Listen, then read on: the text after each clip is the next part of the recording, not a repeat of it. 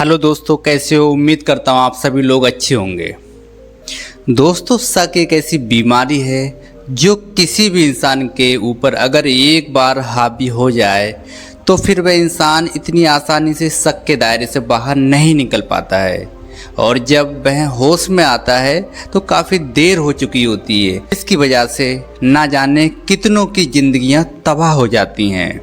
दोस्तों, आज की कहानी भी सेम कुछ ऐसी ही होती है, जिसकी वजह से एक नहीं, दो नहीं, बल्कि 4 लोग हमेशा के लिए इस दुनिया को छोड़कर चले जाते हैं। पर जब इसकी असलियत लोगों को मालूम चलती है तो वाकई में हर किसी के शरीर के रोंगटे खड़े हो जाते हैं। दोस्तों, ये घटना उत्तर प्रदेश का एक ज़िला पड़ता है बागपत, और इस बागपत का एक गांव होता है चौहाल।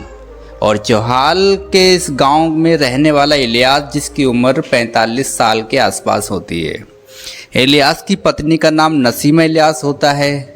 इनके टोटल 3 बच्चे, जिसमें 2 बेटे और 1 बेटी। दोस्तों, मैं बात कर रहा हूँ 12 फरवरी की सुबह सुबह। दरअसल इलियास अपने घर के कभी बरामदे में घूम रहा था तो कभी घर से बाहर निकलकर गलियों में देख रहा था। काफ़ी परेशान था। तभी उसके पड़ोस का रहने वाला इफ्तिखार वहाँ पहुँच जाता है और उनसे पूछताछ करता है कि इलियास भाई, तुम इतना परेशान क्यों हो। तब इलियास अपने पड़ोसी से कहता है कि दरअसल तुम्हारी भाभी अभी तक घर पर वापस नहीं आई है। नसीमा कल तीनों बच्चों को लेकर दिल्ली गई थी अपने आप को डॉक्टर को दिखाने के लिए। बोली थी शाम तक घर वापस आ जाऊंगी, पर अभी तक घर वापस नहीं आई है। मैं उसके नंबर पर लगातार फ़ोन भी कर रहा हूँ, लेकिन उसका नंबर भी स्विच ऑफ बता रहा है। अब इलियास अपने पड़ोसी से बात कर ही रहा था, तभी अचानक क्या होता है, उसी के गांव का रहने वाला एक व्यक्ति वहां पर भागते दौड़ते पहुंचता है और जाकर के इलियास से कहता है, इलियास भाई गजब हो गया। दरअसल किसी ने तुम्हारी पत्नी नसीमा की हत्या कर दी है और उसकी डेड बॉडी गांव के बाहर सड़क के किनारे गेहूं के खेत में पड़ी है। जैसे ही इस तरह की बात कहते हुए सुनता है तो इलियास के अपने कानों पे यकीन नहीं होता है, लेकिन भागते दौड़ते घटनास्थल पर पहुंचता है, जहां पर पहले से ही काफ़ी लोग मौजूद थे। इलियास घटनास्थल पर जब पहुंचता है और अपनी पत्नी की जब डेड बॉडी को देखता है तो दहाड़ मार के रोने लगता है। इसके बाद इलियास अपने बच्चों को ढूंढना शुरू कर देता है और वहां के अगल बगल के खेतों में जाकर के जब ढूंढता है तो बगल के खेत में का जब नज़ारा देखता है तो इलियास बेहोश हो जाता है। दरअसल बगल के ही खेत में इलियास के 3 बच्चों की भी डेड बॉडी पड़ी हुई थी। दरअसल इलियास के तीनों बच्चों के गर्दन पे किसी तेजधार हथियार से वार किया हुआ था, ऐसा लग रहा था। गांव के लोग जैसे ही इस तरह का नज़ारा देखते हैं तो तुरंत ही इस बात की जानकारी नज़दीकी थाने में देते हैं। इधर पुलिस को जैसी ही सूचना मिलती है, पुलिस अपनी टीम के साथ घटनास्थल पर पहुंचती है और सबसे पहले सारी डेड बॉडी को चेक करती है। तो मालूम चलता है कि नसीमा के साथ उसके 3 बच्चों के शरीर पे किसी तेज हथियार को चला दिया गया है, जिससे उनकी मृत्यु हो गई है। पुलिस जब घटना का मुआयना करती है तो पुलिस को वहाँ पर नसीम के मोबाइल के अलावा कुछ भी नहीं मिलता है, और नसीम का मोबाइल भी स्विच ऑफ पड़ा था। पुलिस सबसे पहले सारे डेड बॉडी को अपने कब्जे में ले लेती है और उसे पोस्टमार्टम के लिए भेज देती है। लेकिन गांव के लोग जब इस तरह का नज़ारा देखते हैं तो पूरे गांव में दहशत फैल जाती है। इधर पुलिस सारा डेड बॉडी को लेकर पोस्टमार्टम के लिए भेज देती है, लेकिन इधर इलियास के गांव के सारे लोग इलियास को लेकर हॉस्पिटल पहुंच जाते हैं और वहां पर जाकर धरना प्रदर्शन शुरू कर देते हैं। साथ ही साथ पुलिस के ऊपर दबाव भी देने लगते हैं। हालांकि पुलिस लोगों को काफ़ी तसल्ली देते हुए समझाती है कि अपराधी जो भी होगा हम उसको जल्द से जल्द उसे अपनी कस्टडी में लेकर आएंगे। उसके बाद से पुलिस इलियास की तहरीर पर धारा 302 के तहत अज्ञात अपराधियों के विरुद्ध में मुकदमा दर्ज कर लेती है और इस केस की छानबीन करना शुरू करती है। पुलिस इस केस की छानबीन करने के लिए सबसे पहले इलियास को थाने में बुलाती है और उससे पूछताछ करती है। इलियास कहता है कि साहब, मेरी पत्नी 5 महीने की प्रेग्नेंट थी। उसका दिल्ली के एक सरकारी हॉस्पिटल में इलाज चल रहा था। मैं खुद दिल्ली के त्रिलोकपुरी में रहकर एक प्राइवेट कंपनी में नौकरी करता हूँ। कभी कभी वहीं रुक जाता था, कभी कभी अपने घर चलाता था। दरअसल कल सुबह सुबह मेरी पत्नी मेरे नंबर पर फ़ोन करती है और बोलती है कि मैं दिल्ली में डॉक्टर के पास आ रही हूँ, तुम घर पर आ जाना क्योंकि बच्चे घर पे अकेले होंगे। इसलिए मैं करीब 4 बजे के आसपास मैं घर पे आ गया। लेकिन जब घर पे आया तो पता चलता है मेरी पत्नी तीनों बच्चों को लेकर दिल्ली गई है। जब मैंने अपनी पत्नी के नंबर पर कॉल किया तो उससे पूछा तो उसने बताया कि मैं बच्चों को दिल्ली में सिर्फ इसलिए लेकर आई हूँ ताकि उनके लिए कुछ नए कपड़े खरीद लूँ। उसके बाद मैं रात्रि के 9 बजे तक अपनी पत्नी का इंतज़ार किया, क्योंकि न्यू दिल्ली रेलवे स्टेशन पे ट्रेन रात्रि के 9 बजे आती है। मेरी पत्नी उसी ट्रेन से आती जाती थी, लेकिन करीब 10 बज चुके थे, मेरी पत्नी वापस नहीं आई। मैंने उसके नंबर पर फ़ोन भी किया, लेकिन उसका नंबर लगातार स्विच ऑफ बताने लगा। इलियास जब ये सारी बातें पुलिस को बताता है तो उसके बाद से पुलिस घटना स्थल पर जाकर के फिर से बड़ी बारीकी तरीके से मुआयना करती है। इसके बावजूद भी पुलिस के हाथ कोई सबूत नहीं मिलता है। दोस्तों, पुलिस को भी कुछ समझ में नहीं आता है कि आखिरकार इलियास के पूरे परिवार की हत्या किसने की है। इलियास से फिर से पूछताछ करती है कि तुम्हारा किसी से कोई दुश्मनी या कोई रंजिश तो नहीं है। इस पर इलियास पुलिस वालों को जवाब देता है कि नहीं साहब, मैं बेहद ही गरीब परिवार से हूँ, मजदूरी करके थोड़े बहुत पैसे कमाता हूँ और अपने बच्चों के साथ बड़ी मुश्किल से गुजारा करता हूँ। लेकिन पुलिस जब इस केस की जांच पड़ताल करते हुए आगे बढ़ती है तब पुलिस को मालूम चलता है कि नसीमा इलियास की पहली पत्नी नहीं बल्कि नसीमा इलियास की दूसरी पत्नी थी। इलियास की पहली पत्नी का नाम बसीरा होता है, जो बागपत की रहने वाली थी। दरअसल बसीरा की लगभग 10 साल पहले मौत हो चुकी थी किसी बीमारी की वजह से। लेकिन दोस्तों, बसीरा के भी शरीर से इलियास के 5 बच्चे होते हैं, जिसमें 3 बेटे और 2 बेटियां। बड़े बेटे का नाम आबिद। फिलहाल आबिद की उम्र लगभग 18 साल हो चुकी है, जो दिल्ली के ही दिलशाद गार्डन में रहकर एक प्राइवेट कंपनी में नौकरी करता है। पुलिस को जांच पड़ताल में जैसे ही इस तरह की जानकारी मिलती है तो पुलिस को अब कहीं ना कहीं इलियास के बड़ा बेटा आबिद के ऊपर ही शक चला जाता है। पुलिस को लगता है कि शायद सौतेली माँ होने की वजह से आबिद ने ही अपनी माँ और भाइयों की हत्या कर दी है। इसलिए पुलिस अब आबिद को भी थाने में बुलाती है।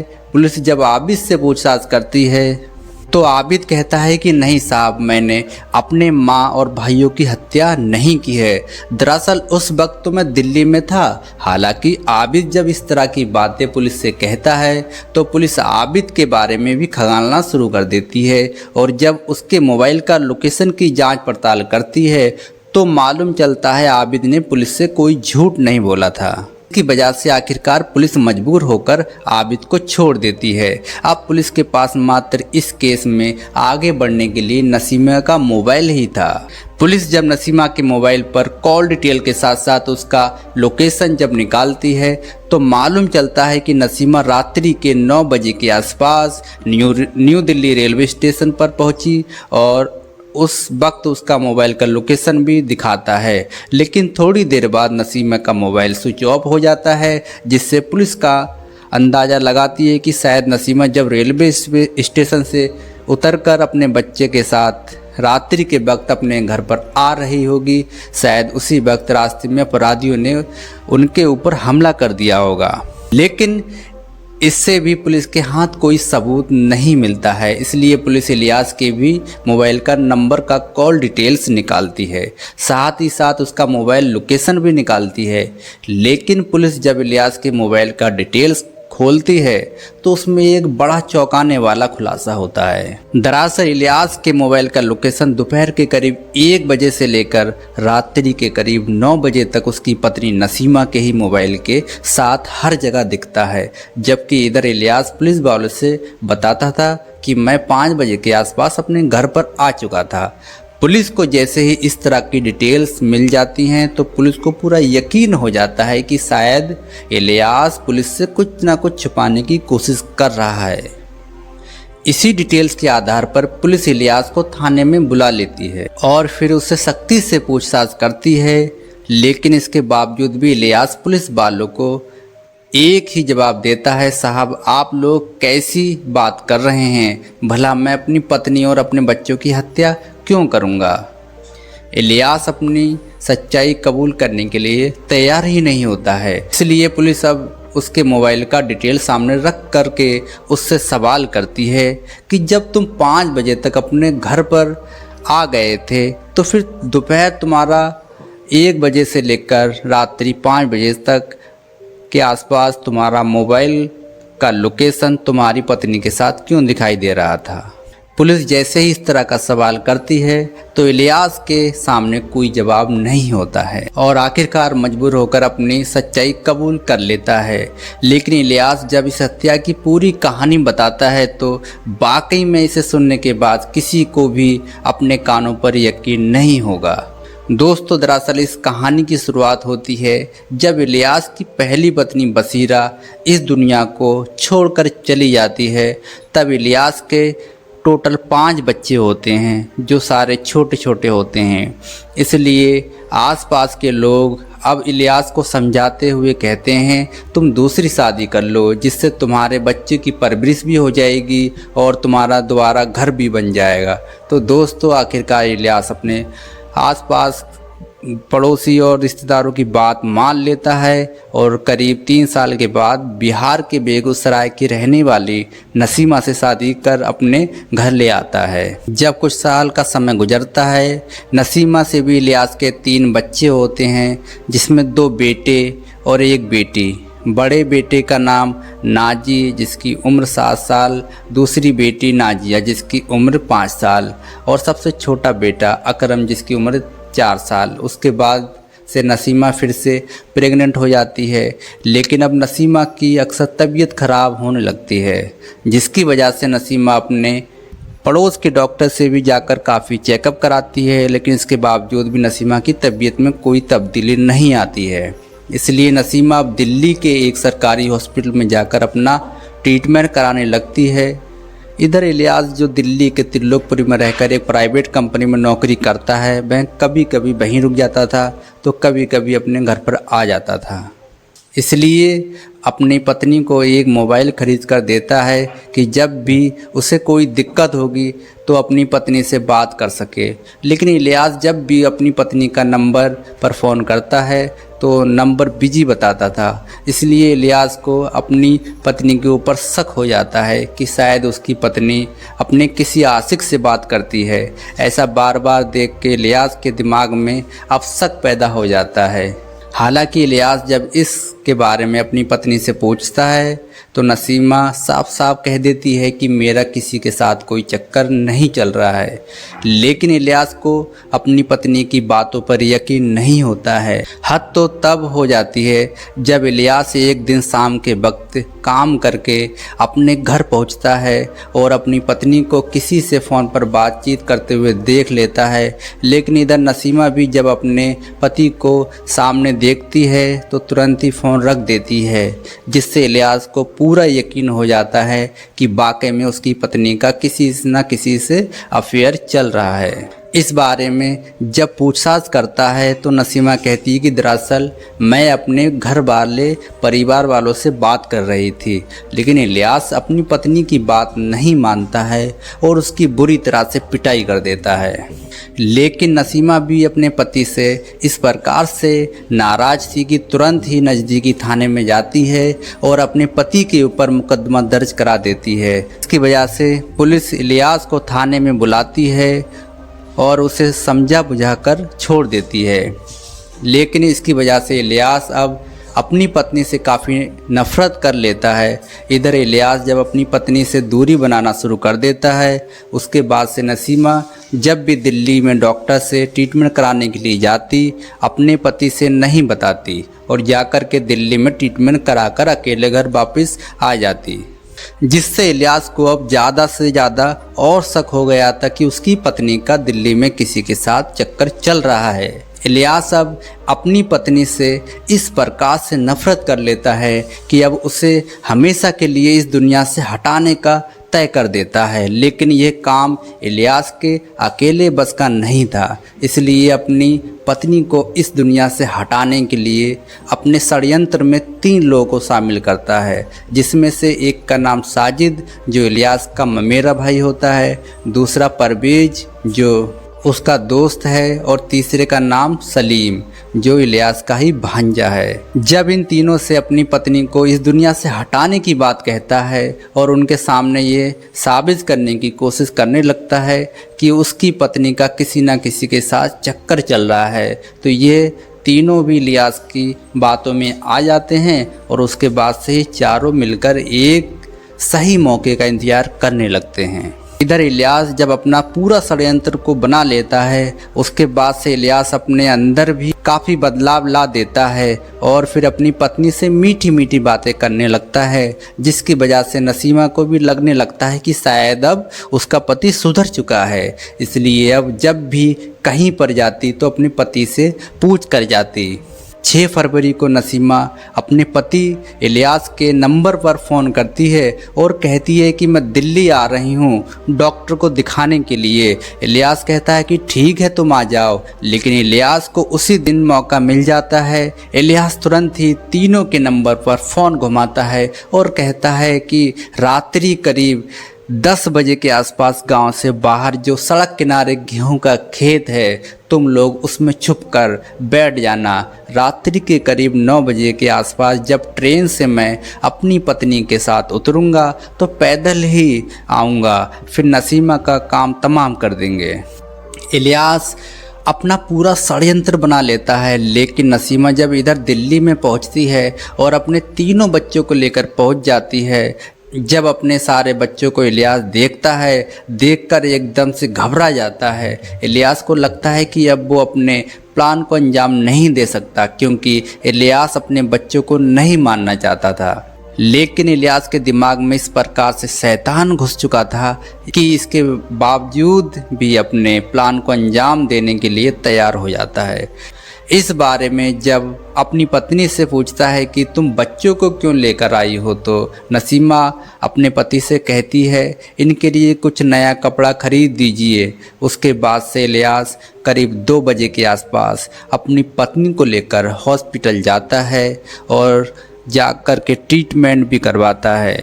शाम तक अपनी पत्नी के साथ इधर उधर घूमता है, लेकिन अपने बच्चों के लिए कोई भी कपड़ा नहीं खरीदता है। नसीमा जब कपड़ा खरीदने के लिए कहती है तो इलियास कहता है कि कपड़े बाद में कभी खरीद लेंगे। शाम के वक्त जब वहाँ से अपनी पत्नी और बच्चों के साथ ट्रेन पकड़ करके अपने ही इलाके के रेलवे स्टेशन पर रात्रि के करीब 9 बजे के आसपास पहुँचता है, तो वहाँ पे कोई भी नहीं होता है। इलियास अपनी पत्नी और बच्चों को लेकर वहाँ से पैदल ही अपने गांव के लिए रवाना होता है। साथ ही साथ अपने तीनों दोस्तों को भी एक्टिव कर देता है, सूचना दे देता है जो गेहूं के खेत में बैठे थे। जैसे ही वहां पर अपनी पत्नी और बच्चों को लेकर पहुंचता है, इलियास के तीनों ही साथी नसीमा के ऊपर हमला कर देते हैं। हालांकि नसीमा वहां से भागने की कोशिश तो करती है, लेकिन अपने षड्यंत्र के तहत पहले से ही अपने बैग में से एक तेजधार हथियार छुपा कर लाया था।